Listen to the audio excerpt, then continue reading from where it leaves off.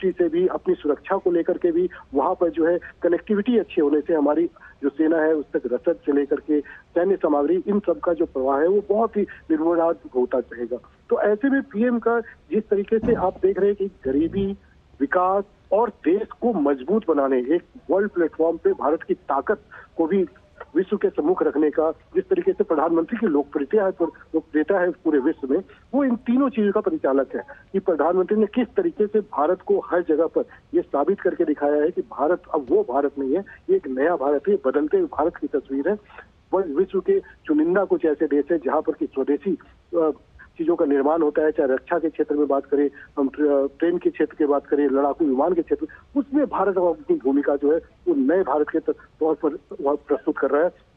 बड़े बड़े dedicated freight corridor आप देख रहे हैं, जो पहले की कभी परिकल्पना थी, कभी उसे 2004-5 के प्रोजेक्ट थे, लेकिन उसको जमीन पे कभी नहीं लाया गया। आप ये समझ सकते हैं कि 2014 के बाद ईस्टर्न और वेस्टर्न कॉरिडोर, जो कि जवाहरलाल नेहरू पोर्ट मुंबई से लेकर के दादरी दिल्ली के पास, और दूसरा लुधियाना से लेकर के डानकुनी जो कि बंगाल के पास है, 3400-3500 किलोमीटर का दोनों प्रोजेक्ट है। ये दोनों प्रोजेक्ट का 90% हिस्सा एक तो कंप्लीट भी हो चुका है, ईस्टर्न वेस्टर्न का भी जो है 95% पूरा हो चुका है, और इसी साल उसको पूरा करने की उम्मीद है। समझिए कि जो कभी आप क्या बदलाव क्या है, मैं आपको बताना चाहूंगा। मालगाड़ियों की जो रफ्तार होती थी वो 25 किलोमीटर प्रति घंटे की होती थी, मुंबई से चली 5 दिन के बाद आपका सामान यहाँ पहुंचा है, उसका कॉस्ट वैसे ही ज्यादा हो गया। अब क्या है, डेडिकेटेड फ्रेट कॉरिडोर हो गया, वहां से मालगाड़ी चली, मैक्सिमम रफ्तार 100 किलोमीटर, एवरेज रफ्तार 75 किलोमीटर पर आवर, कितने दिन में पहुंच गई, मुश्किल से 24 घंटे में। आपको सामान का जो कॉस्ट है वो कम हो गया, साथ साथ आपको जो फायदा है व्यापारियों को वो भी हो रहा है, लोगों को फायदा हो रहा है। एक जो नया कंसेप्ट है किस तरीके से देश का के अंदर स्वदेशी तरीके से सरकार, इसके अलावा लॉजिस्टिक पार्क, अब इसी में आप ये जोड़िए कि लॉजिस्टिक पार्क में क्या होगा, लॉजिस्टिक पार्क के जरिए आपको रोजगार के साथ साथ उससे डबल स्वरोजगार का सृजन होगा। तो जो रोजगार, स्वरोजगार, कनेक्टिविटी, ये सब जो एक फोकस है पीएम गति शक्ति को आप देखें, जिस तरीके से प्रधानमंत्री ने कई मंत्रालयों को मिला करके कि किसी भी तरीके किसी को कोई दिक्कत ना हो, जिस तरीके से लॉजिस्टिक कॉस्ट को कम करने की कोशिश की है, डेवलपमेंट में फोकस रहा है, ये प्रधानमंत्री नरेंद्र मोदी का विजन है। बिल्कुल, और ये विजन तो है ही, लेकिन साथ ही देखिए करीब 18 से 19 किलोमीटर का ये पूरा रोड शो, और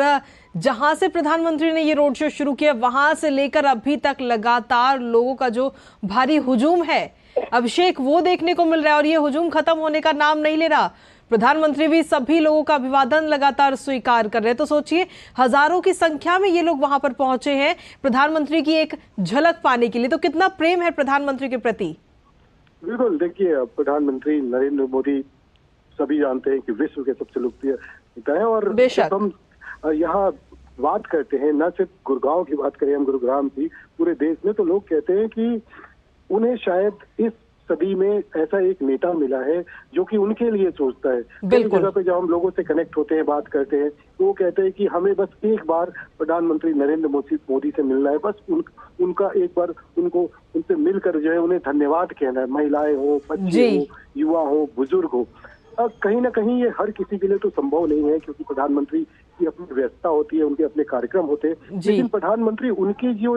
लोगों की जो इच्छाएं हैं उसको कहीं ना कहीं अपने रोड शो के जरिए जरूर पूरा करने का प्रयास करते हैं, कि रोड शो के जरिए वो लोगों की जो भावनाएं हैं उसका वो धन्यवाद कर सके, उनकी भावनाओं को भी का भी सम्मान कर सके। और यही नजारा होता है कि प्रधानमंत्री को आपने अक्सर देखा होगा कि प्रधानमंत्री नरेंद्र मोदी जो है लोगों से कनेक्ट करते हैं, किसी भी कार्यक्रम में जाते हैं उसके पहले लोगों के बीच में जो है उनकी काफिला को आप देखते होंगे, लोगों का धन्यवाद करते हुए देखते होंगे, लोगों का जो प्यार है, जो उनसे मिलने की, प्रधानमंत्री से मिलने की जो इच्छा है, उसका वो जो है उसको प्रधानमंत्री धन्यवाद करते हैं। और ये पूरा नजारा गुरुग्राम से, अब मैं तो ये कहूंगा कि गुरुग्राम से अगर प्रधानमंत्री मुंबई तक भी जाए तो लगभग यहाँ से मुंबई तक भी पूरे सड़क के दोनों तरफ जो है यही नजारा होगा, देश के किसी भाग में चल जाए, और ये हमने देखा भी है जहाँ भी। लेकिन प्रधानमंत्री के प्रति जो आप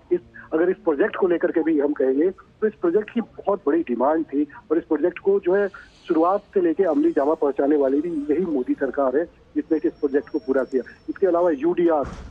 जो अर्बन डेवलपमेंट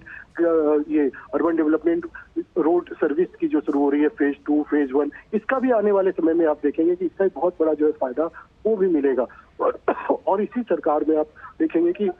जयपुर जो आपका जयपुर हाईवे जो बन रहा है, जयपुर तक जो है ये मुंबई दिल्ली मुंबई एक्सप्रेस का जो विस्तार किया जाएगा जो जयपुर तक में, उसमें इलेक्ट्रिक बस भी आप देखेंगे कि जो बस, जैसे कि आपने ट्राम सर्विस देखा था कोलकाता के अंदर कि ट्राम चलती थी, वो किसी पुराने जमाने कंसेप्ट था। अब आज के डेट पे ट्राम जो है वो सक्सेसफुल जरूर नहीं, लेकिन इलेक्ट्रिक बस जो कि 100 किलोमीटर की रफ्तार से बिल्कुल